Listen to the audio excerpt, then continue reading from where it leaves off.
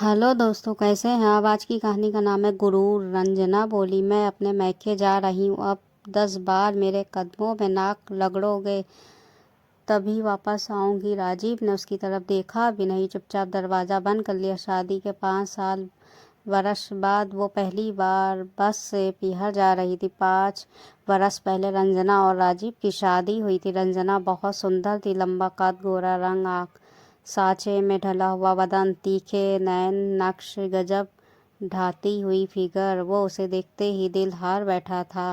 राजीव के पिता बड़े बिजनेसमैन थे। राजीव खुद भी अलग से अपना धंधा जमा चुका था, खूब पैसे कमा रहा था। पैसे वाले लड़के का रिश्ता कौन ठुकराता है भला। रंजना के पिता ने तुरंत रिश्ता स्वीकार कर लिया। फिर दोनों की धूमधाम से शादी हो गई। राजीव ने समाज में एक नया उदाहरण रखते हुए शादी में 1 रुपया भी दहेज में नहीं लिया था, ना किसी प्रकार का सामान लेना स्वीकार किया था। वो रंजना से बहुत प्यार करता था, उसकी हर बात मानता था, उसका हर नखड़ा उठाता था। अगर वो रूठ कर मायके चली जाती तो तुरंत उसके पीछे भागता और मना कर वापस ले आता था। मगर रंजना आज़ाद ख्यालों की लड़की थी, उसे बंदिशों में रहना जरा भी पसंद नहीं था। इसलिए वो रोज़ राजीव से अलग घर बनाने की जिद करती थी। अंत में राजीव उसके लिए अपने पिता और भाइयों से अलग हो गया। राजीव ने शहर के दूसरे छोर पर अपने घर से काफ़ी दूर ज़मीन खरीदी और रंजना के लिए एक सुंदर सा घर बनाया। घर में रंजना के लिए हर सुख सुविधा थी।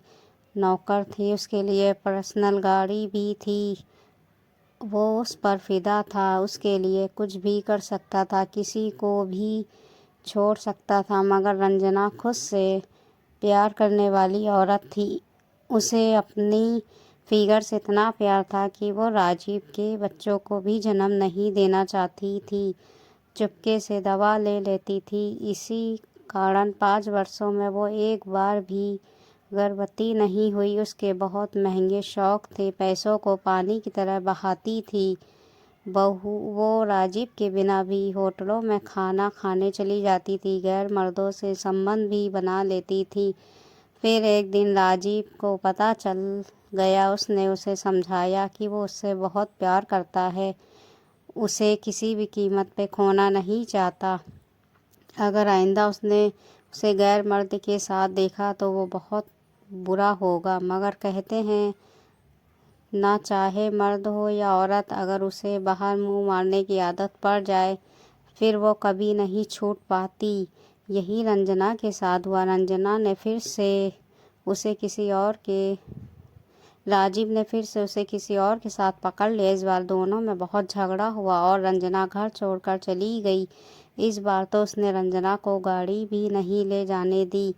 इस कारण वो जीवन में पहली बार बस से पीहर गई थी। रंजना को गुरूर था कि राजीव उसके बिना 4 दिन भी नहीं रह पाएगा।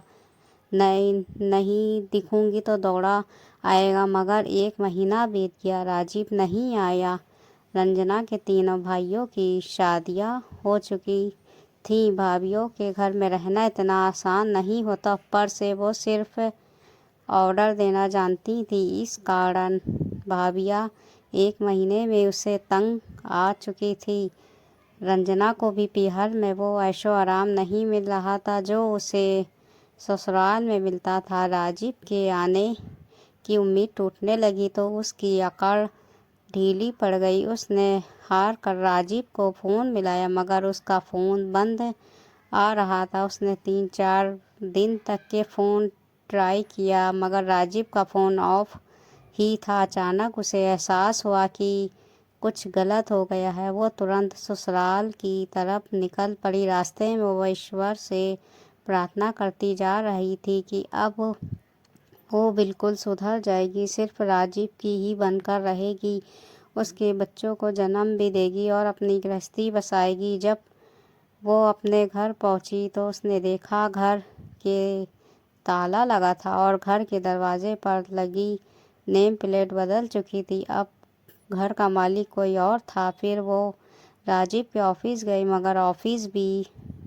राजीव बेचकर जा चुका था। जल्दी ही रंजना को पता चल गया कि राजीव अपना सब कुछ बेचकर कहीं और चला गया है। कहाँ चला गया किसी को नहीं पता था। वो ससुराल और देवर जेठ के घर भी गई, मगर उन्हें भी राजीव के बारे में कुछ पता नहीं था।